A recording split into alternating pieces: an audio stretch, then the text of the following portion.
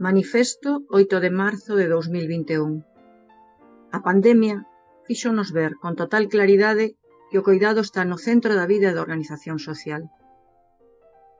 As mulleres están na primeira liña de resposta, pero lonxe de ser recompensadas por iso, sofren as consecuencias da desvalorización das funcións e das tarefas do coidado. O 84% do persoal de enfermería son mulleres. Médicas, enfermeiras, auxiliares de enfermería e de xeriatría estiveron en contacto directo coas persoas afectadas polo virus, arriscando a súa saúde e a dos seus familiares en duras xornadas. O rol de coidadoras, asignado case en exclusiva ás mulleres, fai que teñan unha presenza abafantemente desigual nos traballos esenciais. Representan o 84% dos supermercados, o 93% do persoal de limpeza, o 72% do persoal de farmacia. As primeiras avaliacións socioeconómicas mostran que as mulleres van ter unha maior perda de ingresos e emprego, así como un aumento da precariedade. 8 de cada 10 hogares formados por unha persoa adulta con menores a cargo están encabezados por mulleres. Como efecto do confinamento, moitas destas mulleres quedaron sen emprego, sen posibilidade de buscalo ou tiveron que renunciar a él para atender a familia. As mulleres realizan máis de 3/4 partes do traballo de coidado non remunerado e son a inmensa maioría das coidadoras a cargo de familiares dependentes.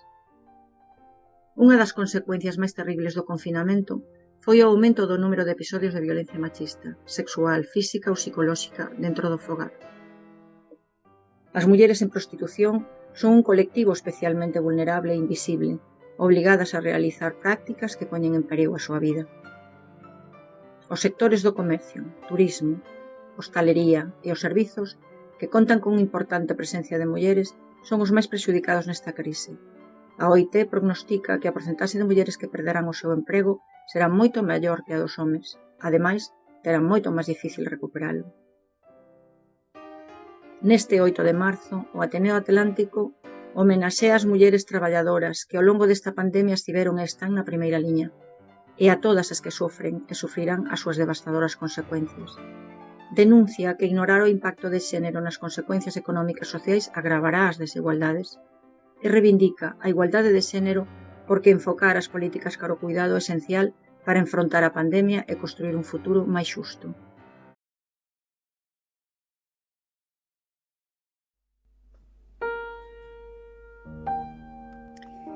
Versos do poema En min e en todas, de Olga Novo, do poemario Felicidade, en lembranza do escrito por Rosalía, titulado tamén En min e en todos.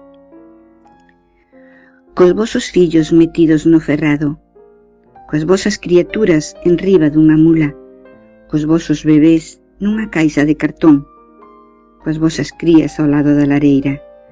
Nalgún poema pasei frío e pasei fame, rompinse eu coas maus para ir lavar a laga, con aquel xabón que non facía escuma, fabricado con pingües ou cáustica, e unha gota sutil de amor.